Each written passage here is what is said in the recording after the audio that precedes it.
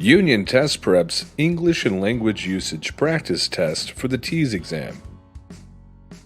Please note, there will be a brief pause after answer choices are given. This is a great time to pause the video to solve. Question 1. Which one of these sentences is correct with regard to capitalization, grammar, and spelling? A. Nathan and his dad go to a Major League Baseball game every summer, while Nathan's mom takes an annual shopping trip with a few friends. B. Nathan and his dad go to a Major League Baseball game every summer, while Nathan's mom takes an annual shopping trip with a few friends.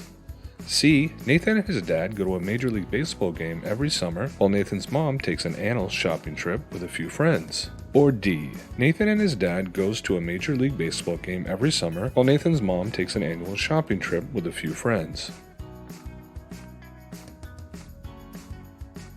The correct answer is A. We capitalize Major League Baseball because it signifies a proper noun. Since mom and dad are not being used as names but rather signify their relationship to Nathan, we keep them lowercase. Misspellings are in sentence C with the mistakes of annal and shopping. Annal means a year's record of events, but we need the word annual, which means once a year. Because the word shop has a short vowel sound and is just one syllable, we double its last letter, the consonant P, when adding ing.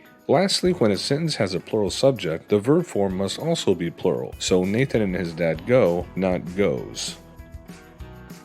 Question 2. Of these compound words, which one is spelled incorrectly? A. Cornbread, B. Sweet shop, C. Shortcake, or D. Buttermilk? The correct answer is D.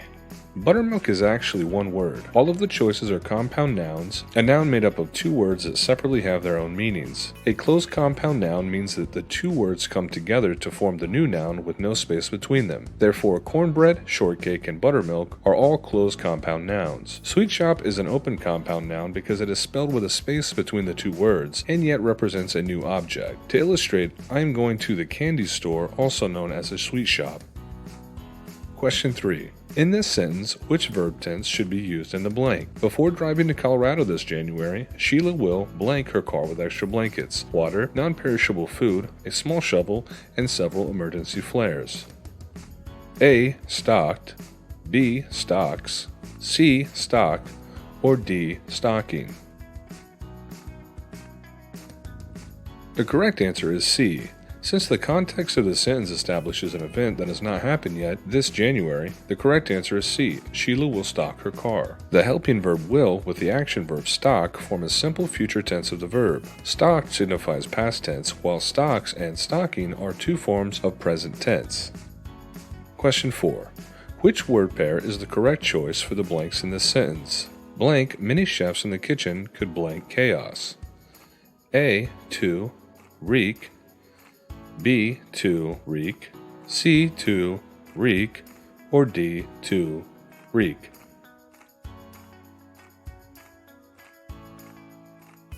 The correct pair is C. Too many chefs in the kitchen could wreak chaos. The spelling TOO indicates in excess of something, and the spelling reek, W-R-E-A-K, means to cause. TO is the preposition spelling, TWO is the number spelling, R-E-E-K is the spelling for the act of having a strong, foul odor.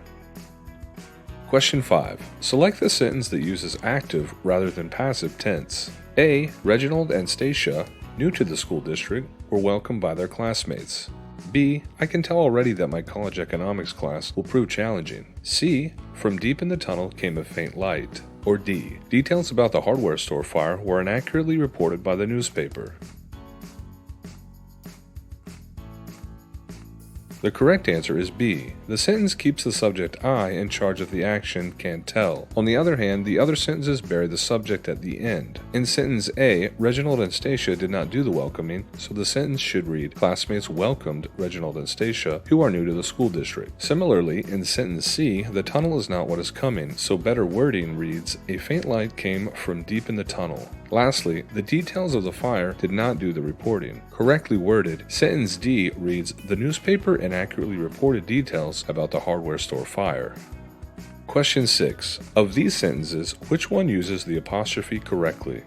A. Mr. and Mrs. Johnson's daughter graduated with honors from Ohio State University. B. The dog likes to chase its tail. C. At my new job, one benefit includes 3 weeks vacation leave.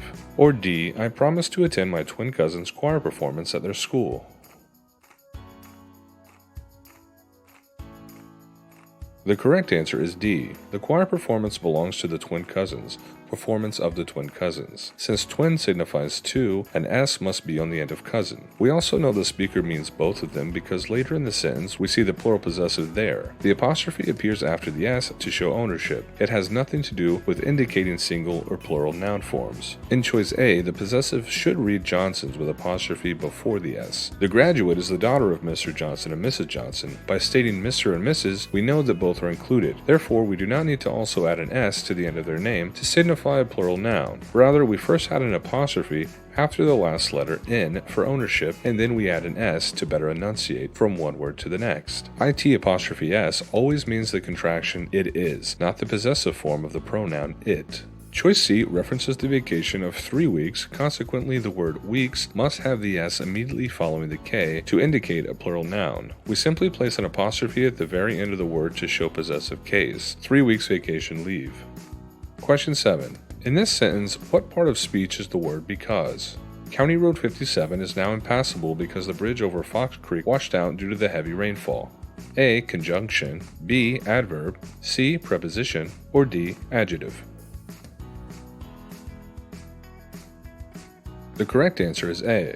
Because is a conjunction which serves as a link between the independent clause County Road 57 is now impassable and the dependent subordinate clause that explains why the road is impassable. While coordinating conjunctions like and, but, and or often join two independent clauses and require a comma in front of them as a result, a word like because that connects the one independent clause to a subordinate one does not take a comma. The absence of a comma helps show that the material belongs together. The because clause cannot stand separately from the main idea, nor can it be left out of the sentence. It is necessary information that helps communicate the full point.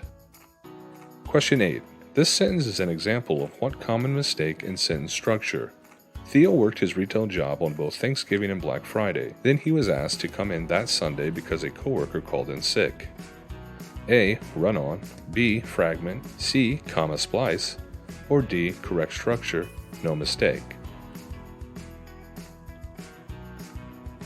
The correct answer is C. This sentence actually contains two independent clauses. Theo worked his retail job on both Thanksgiving and Black Friday. Then he was asked to come in that Sunday because a coworker called in sick. A run-on would signify the same problem, just with no comma between the 2 points. Certainly the two ideas can coexist in the same sentence, but the comma is not the right choice for joining them. Correct options include the semicolon in place of the comma or a coordinating conjunction like but with a comma in front of it. Theo worked his retail job on both Thanksgiving and Black Friday, comma, but then he was asked to come in that Sunday because a coworker called in sick.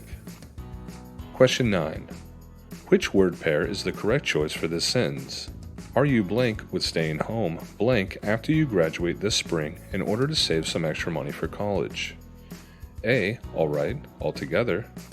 B. All right, all together. C. All right, all together. Or D. All right, all together.